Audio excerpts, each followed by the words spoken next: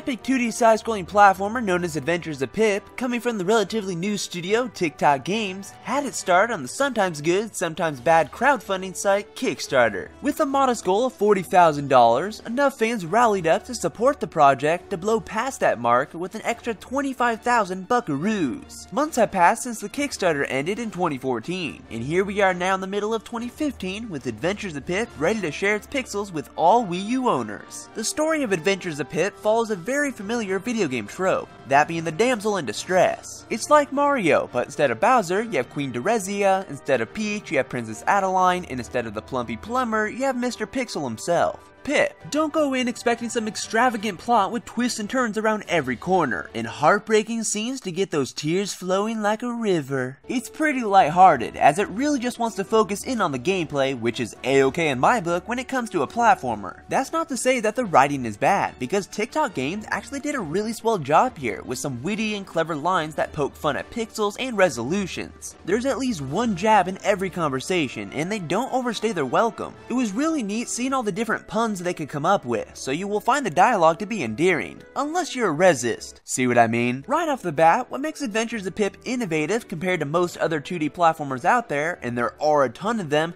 is the ability for the game's brave hero named Pip to transform into 3 different forms, each with their own unique abilities. He starts off as a giant single red pixel who's very limited in what he can do, but don't write him off because you absolutely need him if your aim is to beat the game. If it isn't, what's wrong with you? Single pixel Pip can squeeze through tight corridors, catch more hang time off bounce pads, and he can glide through the air to clear large hazards. Given his body a bit more form with arms and legs, his second evolution makes Pip a lot more agile. He can run at great speeds, execute handy-dandy wall jumps, and hit unsuspecting bad guys right in the kisser with a quick jab. And finally, we arrive at the bulky Bruiser, who's loaded down with so many pixels that he is dead weight and as slow as a dead turkey. But on the flip side, he can crush stones and move big blocks. Adventures of Pip uses the 3 different transformations pretty darn well, as none of them feel useless. Each is utilized to some extent in each and every level. You can purchase a handful of upgrades or abilities from the town with the myriads of blocks you collect through each stage, but I was a bit worried about an upgrade that allows a second evolution to crush stone, because this was an ability that was otherwise exclusive to his 3rd evolution. Thankfully, his final form doesn't get trampled on because he is still utilized in various other ways, so it's great to see that Tic Toc balanced that out. Pip can de-evolve at any time he wants by simply holding down a button, but he can only evolve when he destroys one of the glowing enemies placed throughout each level. This makes for some enjoyable platforming scenarios where you chain together the different forms. For example, you may start out in Pip's giant pixel form, you then jump on a flying glowing dude to transform, wall jump, hit another glowy monster, and then use the final evolution to break some blocks, all done in a relatively quick sequence. It's pretty satisfying when you execute these types of maneuvers, if it made any sense. Probably not. Tacked onto that, Tic Toc nailed down the controls and physics of Pip to the T. He feels super fluid in his movements, making it some of the best platforming physics I have seen. You have total control over Pip, making the platforming feel like a breeze, so kudos to them for making the mechanics razor sharp. Unfortunately, the game can get to feel a bit drab in the first half of the adventure, as it rarely felt like the game was challenging you all that much. You'll certainly still have fun in them, but I was just hoping for more complex platforming scenarios littered throughout each level. Maybe I'm just a masochist who thrives on difficulty, but it's just how I felt. Things will start to pick up though when you get to the final quarter of the journey, and that's when I started to really get engrossed. I even yelled a couple times. True story. The handful of bosses you'll encounter along the way are pretty spot on, as they can be quite the challenge and give you a run for your money. That is when you fight them for the first time. They aren't throw your controller into the wall hard, but they are difficult enough where you'll probably not beat them all on the first go around. Once you figure out their patterns and how to defeat them, they'll be a cinch though. When I fight a boss, I want it to feel like a boss, and not just some humongous beast that is a pushover, and Adventures of Pip does a pretty great job in this department. Pip's visual presentation though is hit or miss, and I say that because the aesthetics can start to overstay their welcome. Tic Toc did a wonderful job with the artwork that's present here, as it all feels really clean, crisp, and polished. Some of the enemy designs can be a bit funky, but the problem here is that there isn't much variety in terms of the environments. The game has 5 worlds altogether, and all of them, excluding the final world, has around 8 stages each, but each of those 8 stages and most of the worlds don't change all that much. They just start to mesh together, making each level feel less unique, which is a bummer. On the other hand, Jake Kaufman brings his music expertise to the table to deliver some delicious music to make the platforming all the more enjoyable. If you're unaware, Kaufman is the man behind the music in Shantae and the Pirate's Curse, Mighty Switch Force, DuckTales Remastered, and nearly all of the tunes in the highly esteemed Shovel Knight. So you know when a game has Kaufman on board, the soundtrack is going to be a wonderful one. I can't say that Adventures of Pip is his best work, but you won't be disappointed. The boss music is hardcore with pulse-bounding beats to set the mood, while the themes for each world will fit the theme. I'm not sure if this was a bug or not, but when I fought the boss in the 4th world, the music didn't change into the boss theme. The same tune that would usually play in a normal level just continued on, making the boss fight feel less threatening. It wasn't a huge problem though. I'm not gonna knock off points for such a trivial thing. Adventures of Pip is a game that will grant you a 4 to 5 hour adventure on your first run through, but Tic Toc does add a side quest for each and every level. Similar to how in the Mario series, where 3 star coins can be found hidden away in each stage, Pip does something very similar by tucking away 3 villagers in false walls or just more difficult areas to reach. I found nearly every single one of them along the way, except for a handful, and I was still able to beat the game in under 4 hours. I actually did go back to collect them all, but the big problem is, there isn't much of an incentive to go back and find these villagers, because you get absolutely nothing in return, except that you can talk to some of them back in town. Besides that, nada, zilch, nil. It's kind of a letdown. There should have been at least some sort of unlockable, whether that be some extra hard levels or even a new game plus. It just doesn't give the player much motivation to come back after you completed your quest. Overall, Adventures of Pip will still result in fun being had, as the game is really polished with tight controls and physics, and a neat innovative gameplay mechanic to change up the tried and true formula. The game will have some low points during stages, the environments can get to feel repetitive at times, and while finding the villagers can be a joy,